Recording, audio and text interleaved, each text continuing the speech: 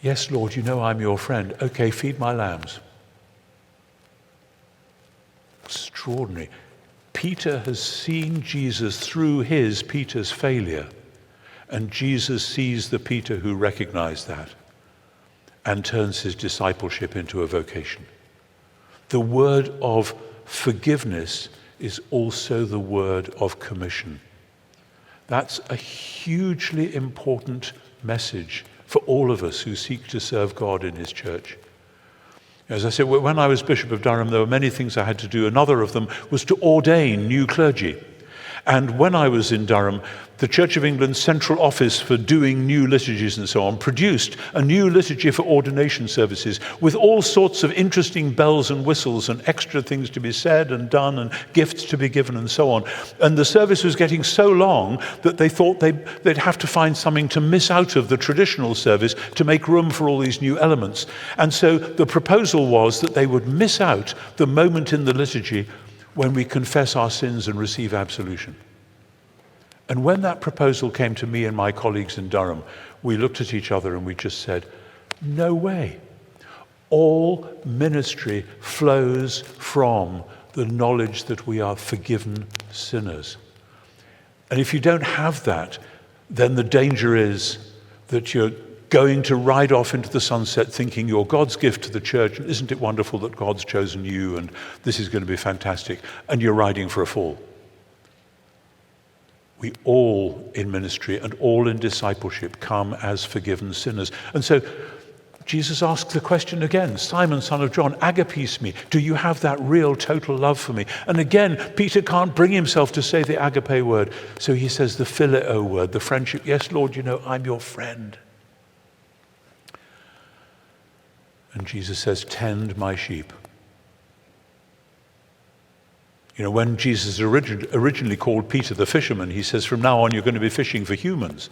Now you're going to be looking after the sheep. And who is it who gets to look after the sheep? According to Isaiah 40, according to Psalm 23, it is God himself who looks after the sheep. He will feed his flock like a shepherd and gather the lambs in his arms and carry them in his bosom and gently lead them other sheep. Peter, you're going to be doing God's job. And it's Jesus' job as well. John 10, I am the good shepherd. I know my own and am known by me. But there's a third question. Simon, son of John, do you love me? And you might have hoped that Peter would raise his game at this point and use the agape word.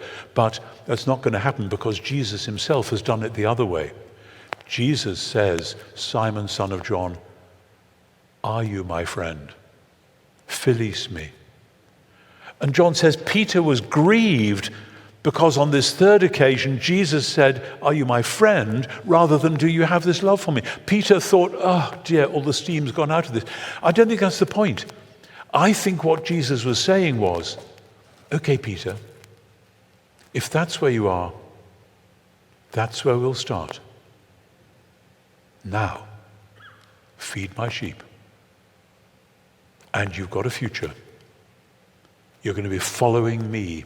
And you won't like it. It'll be painful. Someone is going to dress you up and take you where you don't want to go, which is a prophecy of Peter's own execution.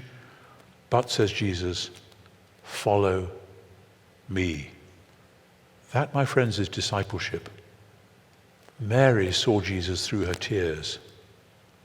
Thomas saw Jesus through his doubts. Peter saw Jesus through his failures. And in each case, their discipleship was turned around by the cross and resurrection, so that they embarked, Mary on her evangelistic ministry, Thomas, if you like, on his theological, my Lord and my God, Peter on his pastoral office, feed my sheep, and so on. All of them, and all of us, come to Jesus with our tears and our doubts and our failures, and we lay them before Jesus. And Jesus says, okay, if that's where you are, that's where we'll start. Now, I want you to do this, and I want you to do that. And if we are tempted, like Peter was, to look over his shoulder and see John following them and say, Lord, what about this man? The answer is none of your business. That's not how ministry works. You follow me. That is Jesus' command for each of us tonight. Our discipleship, wherever we're starting, Jesus will meet us there, take us through whatever is necessary to deal with the tears and the doubts and the failures and the fears and everything else, and go on saying, "Follow me."